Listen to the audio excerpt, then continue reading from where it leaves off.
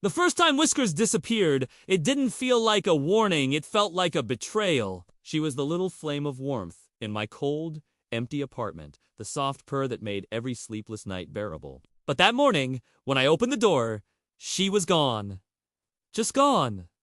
No note, no sign of struggle, nothing. And the thing that made it worse, the window was locked from the inside. At first, I blamed myself. Maybe I had left the balcony door slightly ajar.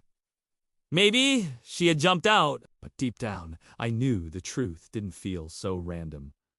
Whiskers didn't just vanish. Someone had taken her. The days that followed were a blur of calls to shelters, posters on every lamppost, and desperate nights staring at the ceiling, imagining her little eyes, pleading for help. And then came the first sign that this wasn't just about a lost cat, it was personal. I noticed the scratches, small, almost imperceptible, along the edges of my favorite sofa. The same sofa Whiskers would curl into after a long day. The scratches weren't new. They had been made deliberately.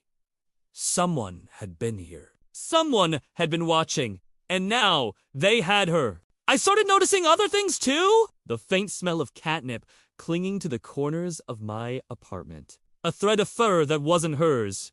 Or maybe was, but left in the wrong place at the wrong time. Every small detail became a clue. Every clue became an obsession. I didn't sleep. I didn't eat. All I could think about was finding her.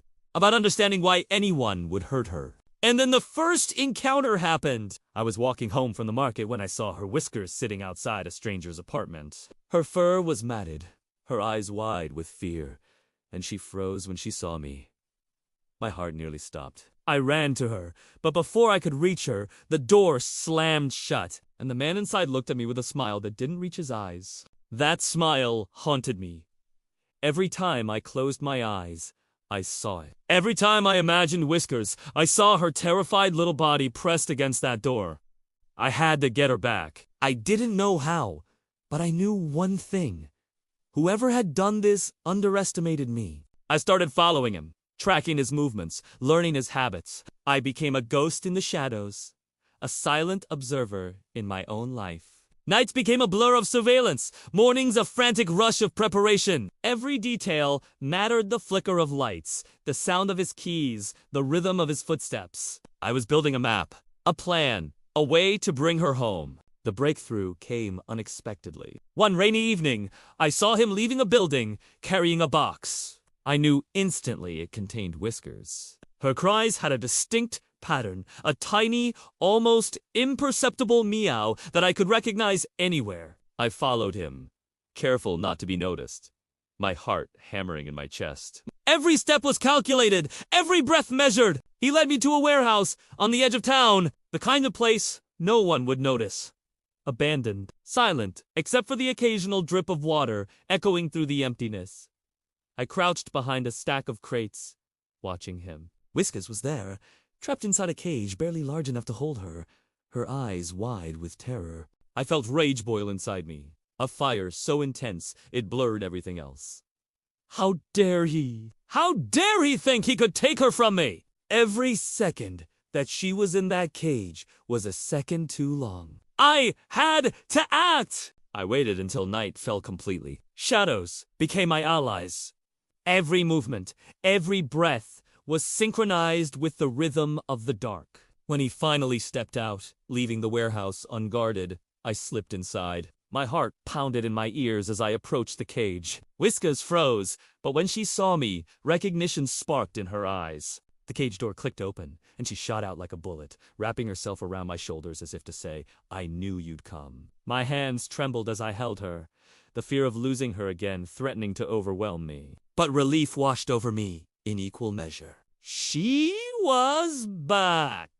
But revenge isn't just about rescue, it's about justice. The man who had taken her thought he could escape consequences, thought he could shatter my peace and walk away. I had proof now, evidence of his cruelty, his obsession with control. I called the authorities. I handed over everything: the videos, the photos, the exact time he had kidnapped her. The law caught up with him, but in my mind, the real victory was watching him sit in that cold, empty cell, powerless, while Whiskers curled up beside me, safe at last. The nights after were quiet.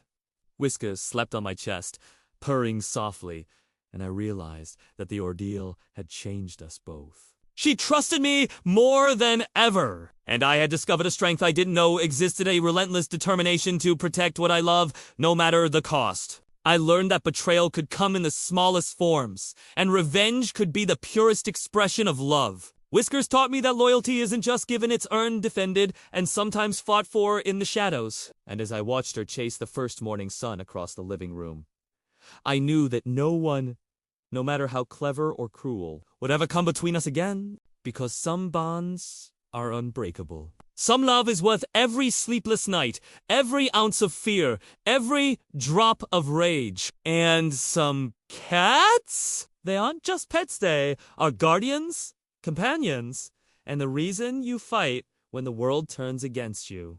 Whisker's story isn't just about betrayal. It's about survival, about justice, and about the unshakable power of a bond that refuses to be broken. And as long as she's by my side, I know that even in the darkest moments, there is light. Even in the deepest pain, there is triumph. And in every purr, every glance, every tiny paw print left across my life, there is a reminder: love, once betrayed, can come back stronger than ever. And when that love fights back, nothing, not even the cruelest human, can stand in its way.